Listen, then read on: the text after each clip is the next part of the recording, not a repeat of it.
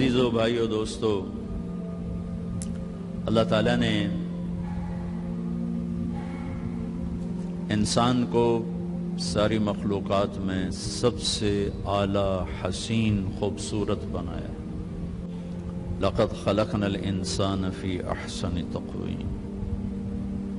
اللہ اپنے بارے میں کہتا ہے فتبارک اللہ احسن الخالقین، کہ تمہارے رب جیسا خوبصورت خالق کوئی نہیں۔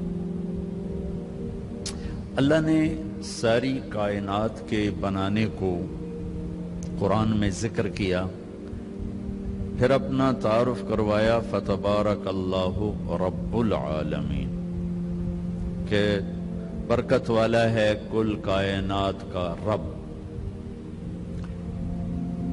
جب انسان اکیلے کے پیدائش کا ذکر کیا تو اپنا تعارف کروایا فتبارک اللہ احسن الخالقین، برکت والا ہے تمہارا اللہ جو سب سے خوبصورت خالق ہے۔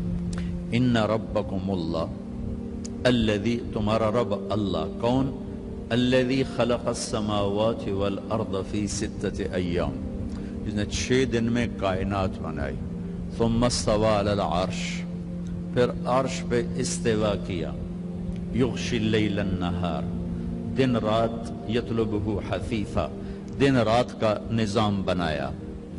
والشمس والقمر والنجوم، سورج، چاند، ستارے، مسخرات بامرہ، سب کو اپنے حکم کے تابع کیا اور اپنے حکم کا غلام بنایا۔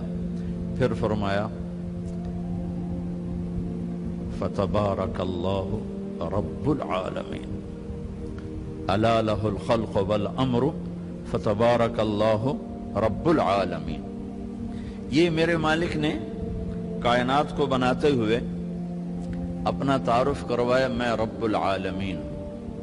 اب کائنات میں ایک چھوٹی سی چیز انسان ہے، بلکہ ہماری زمین بھی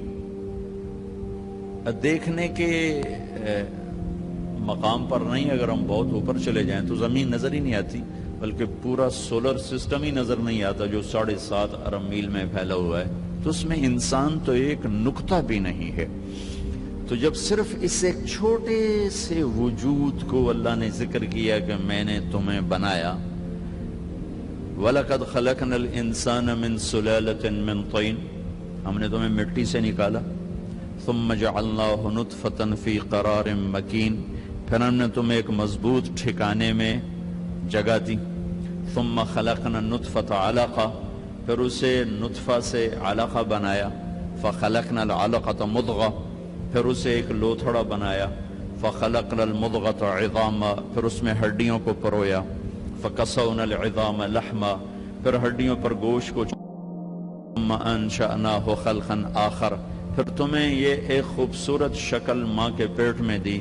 پھر اللہ نے اپنا تعارف کروایا فتبارک اللہ احسن الخالقین، برکت والا اللہ ہے جو بہت خوبصورت خالق ہے۔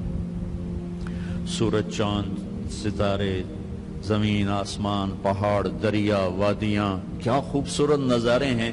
وہاں نہیں کہا احسن الخالقین کہ میں بہت خوبصورت بنانے والا ہوں۔ صرف یہ انسان 5 فٹ 6 فٹ اس کو کہتا ہے، اس کو بنانے کے بعد کہتا ہے کیا کہنے تیرے بنانے والے کے جو سب سے خوبصورت بنانے والا ہے، الخالق۔ اچھا، خالق کسے کہیں اور صانع کسے کہیں؟ صانع انسان کو بھی کہہ سکتے ہیں اور مجازن خالق انسان کو بھی کہہ سکتے ہیں، لیکن خالق اپنے اصل مطلب میں صرف اللہ پہ صادق آتا ہے اور کسی پہ نہیں۔ صانع وہ ہے جو میٹیریل سے چیز بنائے۔ ایک کپڑا ہے دھاگے سے بنایا گیا، صانع ہے۔ دھاگے کو کاٹن سے بنایا گیا، صانع ہے۔ کاٹن کو بیج سے بنایا گیا، صانع ہے۔ خالق کسے کہیں؟ جو بغیر میٹیریل کے سب کچھ بنا دے، اس کو خالق کہتے۔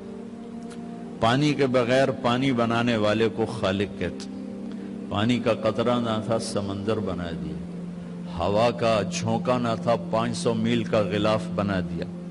زمین کا ذرہ نہ تھا، 24,000 کلومیٹر کا فرش بچھا دیا، پتھر کا ٹکڑا نہ تھا، ہمالیہ، قراقرم، ہندو کش کے سلسلے چلا دیے،